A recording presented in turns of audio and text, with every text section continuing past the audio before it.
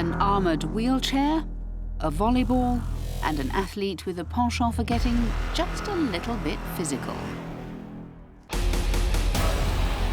Welcome to the world of wheelchair rugby. It's one of the fastest, fiercest and least forgiving sports around.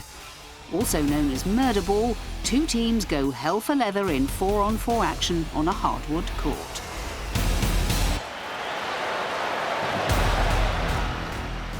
Physical contact between players is not permitted, but between wheelchairs, it's a very different story.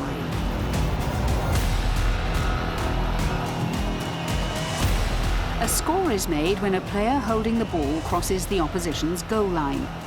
Teams are given 12 seconds to move from their half of the court into the opposition's and 40 seconds to attempt to score.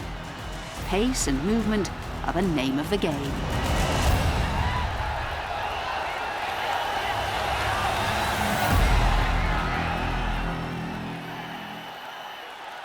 Australia's Riley Batt is the world's #1 player. The things I love about the sport of wheelchair rugby would be, I guess, just the speed of it, and the physicality, and it's sport. I love sport, and it's just the professionalism and the adrenaline I get out of the sport, what I love. If I didn't play sport, I don't know what I'd be doing today. I'd probably be in a mental institution, you know, going crazy. So sport keeps me going and gets the adrenaline out of my system.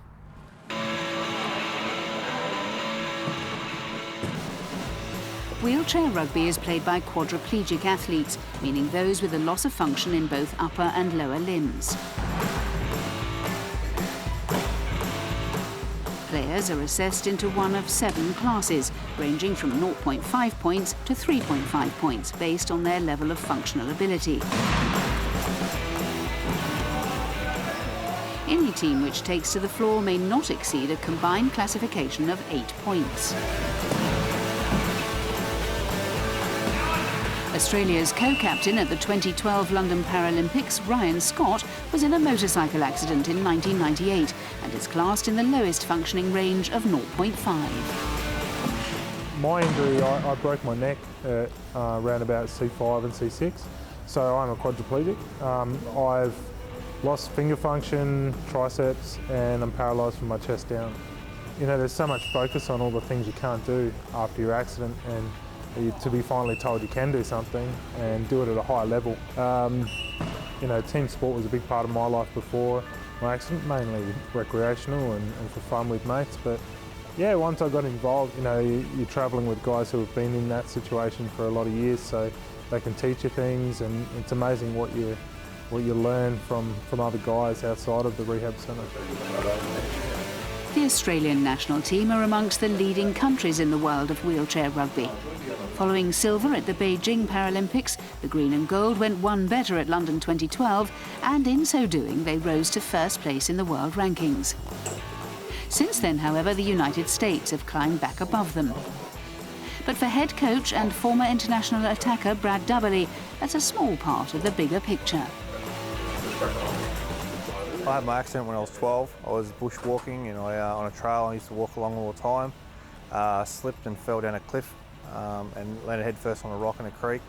So I broke 3 vertebrae in my neck and spinal cord was bleeding and that. So I was pretty young, but at the same time lucky it's opened a whole new life for me in terms of what I do now as an athlete, in terms of playing all over the world.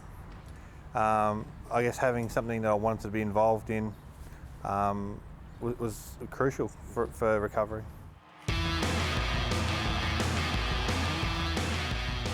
At the 2012 Paralympic Games in the English capital, the Australian team came together to produce a peerless performance.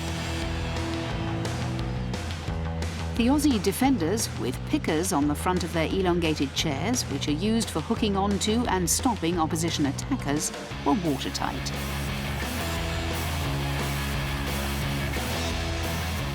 On top of this, the Australian attack, led by Riley Batt, was ruthless. Their dominance throughout the tournament culminated with a resounding victory over Canada in the final.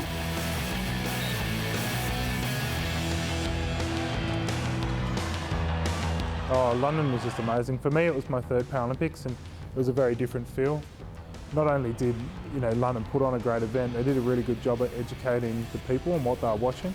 Our sport's pretty unique, so when people turn up, they have a lot of questions on what's going on, but they turned up and they knew why things were happening behind the scenes, and that made it really good for us, having people who were educated on our game.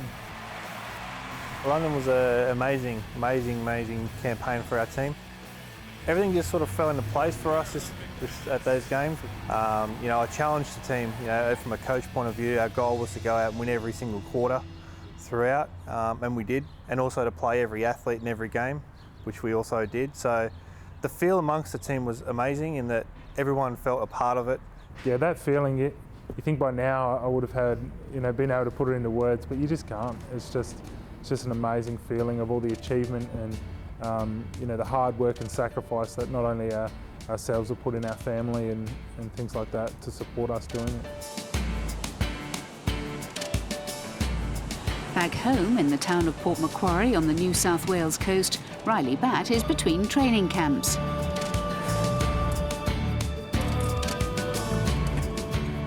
Born without legs and with webbed fingers, he used a skateboard to get around until he was 12, feeling wheelchairs weren't for him. Convinced to take up the sport at school, Riley made it to the 2004 Paralympics aged 15. Today, an adrenaline junkie, he rides quad bikes and jet skis in his spare time. I think wheelchair rugby just makes the person you are today, or the person I am today, I should say. It's created a whole new career for me. I wouldn't have travelled around the world. I probably would have only been overseas once in my life if it wasn't for wheelchair rugby. It makes you strive for something every day. You wake up with goals and motivation, and that's what sport does, and that's what the game of wheelchair rugby does for me. For someone looking to get into wheelchair rugby, Riley Batt would be a good starting point.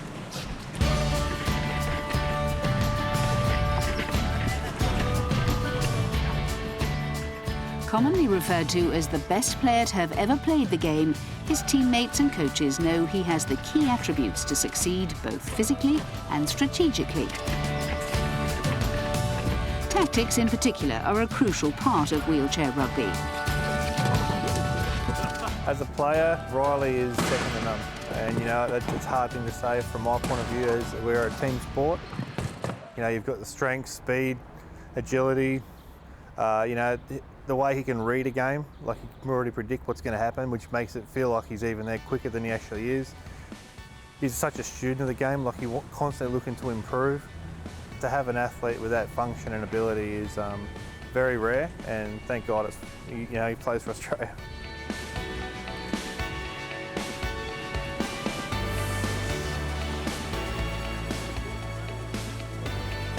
Despite raising its profile with the feature film Murderball, wheelchair rugby players remain in short supply in Australia. A mixed gender sport, it's dominated by male players, though even with the help of government funding, few here in Australia have the luxury to do it without a second job.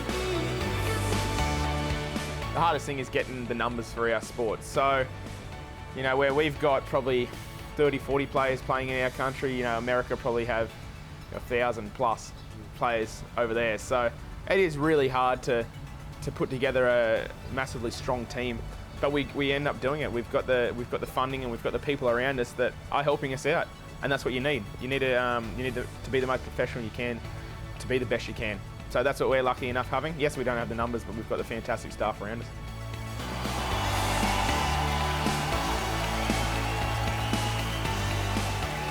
With the World Championships in Denmark lying in wait later this year, the Australian aim is simple: win it and regain the top ranking from arch rivals the USA.